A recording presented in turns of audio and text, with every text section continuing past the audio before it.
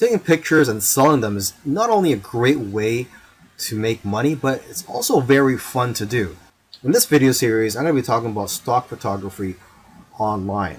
And so this is where you upload your photos to stock photography agencies and their websites, and then you would get paid a commission or royalty whenever somebody purchases your pictures from these websites. And stock photography is never going away and will always be in demand. Although I must warn you, it is harder to make money selling photos nowadays than it is before, say a few years ago, because of the competition. However, there are people who are making six figures per year with stock photography. And this video series was created to help you rise above your competition. Lastly, I just want to say that stock photography is a great learning experience, and you're going to become a much greater photographer because of it. It's also satisfying when you see companies using your work and knowing that your work has value. And like I said earlier, it's fun. Now here are some quick photo tips for you. Only high quality photos are going to be accepted into stock photo sites. So if you want to have high quality photos, you need a high quality gear. So I highly recommend that you use a DSLR camera, and a plain 50mm lens is just fine. Now you're going to want to try to take pictures that are difficult for regular people to take with their smartphones. And if you are going to be using DSLR cameras, try modifying your shutter speed and try to play around with it. For example, you could try taking long exposure photos. Long exposure photos tend to sell more. When you're taking these pictures, make sure that there's a concept behind the photo. You have to try to capture photos with intention, and also try to make your photos socially relevant. Another important key is to make sure that your picture elicits some type of emotion or has some type of purpose, such as showing that it's the fall season. Now, photos that do well are in the niches related to food, health, beauty, fitness, money, and business. You also have to remember to leave some room for copy and text for the users to put on the photo. And you should know that photos are not going to be accepted if there are brands, names, or license plates in the background. And if you have models in your photos, they will have to sign a release form. Now that you've taken some pictures, where do you sell those pictures online? Well, the easiest way to find these sites is just to type in stock photos on Google, and you'll find plenty of stock photography websites where you can upload your photos. Now, let me just give you some of the top sites out there. Okay, there is Pond5, which pays 50% of the sale, Alamy, which pays 40% royalty per photo, and there is one photographer that I know of who makes $100,000 per year from just this one website. Okay, and there is iYeem, which pays 50%. A lot of photographers are having success with this site. And there is Getty, which pays 20 to 30%, but they do sell photos for a much higher price, between $300 to $500. Okay, and 123RF, this stock photo site, the way they work is that the more photos you upload, the higher the royalty percentage that they'll pay you. And there's iStock, which pays 15 to 45% depending on the photo, but they'll pay you a higher rate if your photos are exclusive to their site. And there's Dreamstime, which has a very thorough approval process, but if you do get approved, they'll pay you 25 to 50% royalty and up to 60% if your photos are exclusive with their site. Plus, they'll even pay you an extra 20 cents per photo. And then one of the biggest stock photography websites out there is Shutterstock. They'll give you the most exposure because of their reach, huge customer base, and ability to advertise your photos. And there's Adobe, which will give you almost as much sales but higher sales amounts. And Adobe stock is integrated into the Adobe software. There's iStock Getty Images, which can also get you a lot of sales. Now, what I usually do advise to photographers is to stay away from some of the larger stock agencies, such as Shutterstock iStock, etc. because they're publicly held companies, and they're more interested in making their shareholders happy and not the individual contributors. They just don't have the incentive to help contributors grow and make more money. However, if you are a beginner, you may want to try out these larger stock agencies just to test out the waters and to gain experience at first. And then you could try out the smaller agencies such as Dreamstime, Stockfresh, etc. The advantage of working with these smaller agencies is that there's less competition for you as a contributor. But then again, everybody is different, so you have to figure out what works for you.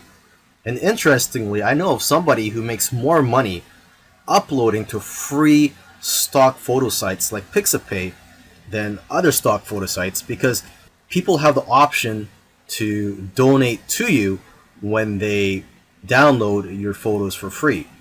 In the previous video where I spoke about where to sell your photos online, I forgot to mention that you could also sell your photos directly from your phone, and there are a few apps available for that, but the most popular photo app right now is one called Foap. And with Foap, you download it, and I believe it's available both for the Android and the iPhone, and you get 50% of the sale. But you can make more money by joining what they call missions on Foap, and these missions are sort of like projects for brands and other companies.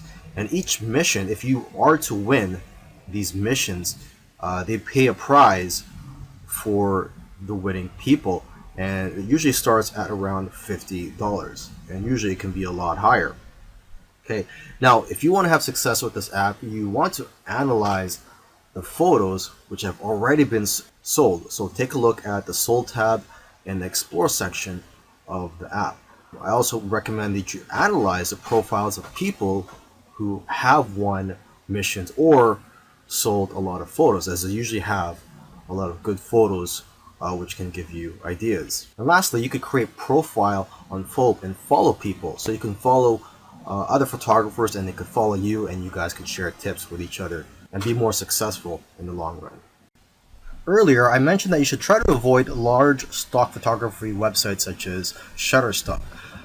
However, if you're new and you want to gain some experience, or for whatever reason, if you feel that large stock photography websites are for you, here are some keys to success.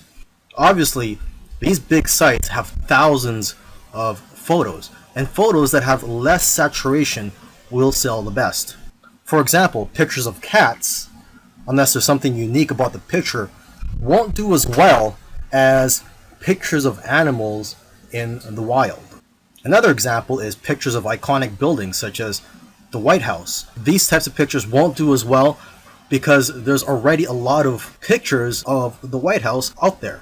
Now, however, if there's something unique such as an event or a protest happening around there, and you capture that on photo, then that picture will do a lot better. It's also important to use the right keywords. For example, if you're posting photos of flowers, you'll be more successful if you know the exact scientific name and the species of those flowers, and also the English name, where they're from, and other details.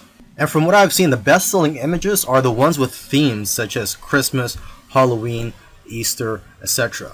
And new images usually sell better than old images, simply because old images tend to get buried in the search results. In the last video, I gave some tips on how to be successful if you were to upload to those larger stock photography websites. Now in this video, I want to give some tips on how to be successful just in general. So these tips will work whether you decide to go for the smaller stock photography websites or the larger stock photography websites. To start off with, you cannot be a generic photographer and make money with stock photography. To be successful, you have to niche down. You cannot be too broad. So you have to be very specific and also good at what you do. For example, portraits of people are always popular. So if you can focus on that, you'll probably do well. You should also stay in tune with what's going on in the world. People who are talking about the popular topics of today need images to support what they're saying. And if you are going to be uploading to multiple stock photography websites, you can use an app called MicroStalker for tracking your sales across multiple agencies. And lastly, if you're consistent, you'll increase your chances of being successful with stock photography. You'll do best if you upload a small amount of photos consistently. Selling your photos on stock photography websites is great. However, there is a lot of competition and it is harder to make money nowadays than it is in the past. So one thing I like to tell people who are involved in stock photography, if they want to take their business to the next level, is to start their own website and just sell photos from your own website. And what I like about being in control, having your own website and selling your photos from your own website, is that you can collect the emails of your customers and people who visit your website. And basically, whenever you have new photos, you can notify your list of subscribers. You could also offer deals from time to time. You see, when you have an email list, you could just email them whenever you're in need of some cash flow. Now, what I recommend you do is, if you are going to start your own website, is to make your website focused on one niche. I know of somebody who made $4,000 in 1 month from his own site. Now, aside from just collecting emails from your customers, you could also collect emails from people who just visit your website.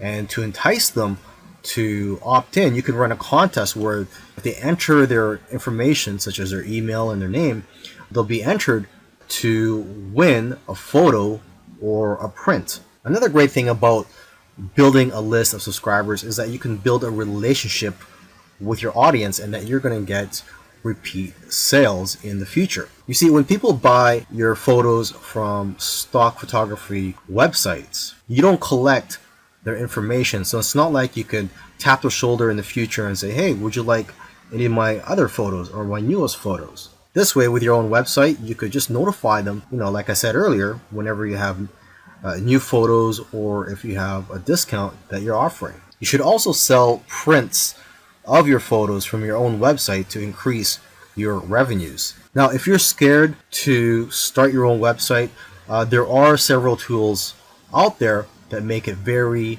easy for you. And one tool that I highly recommend is called Shopify.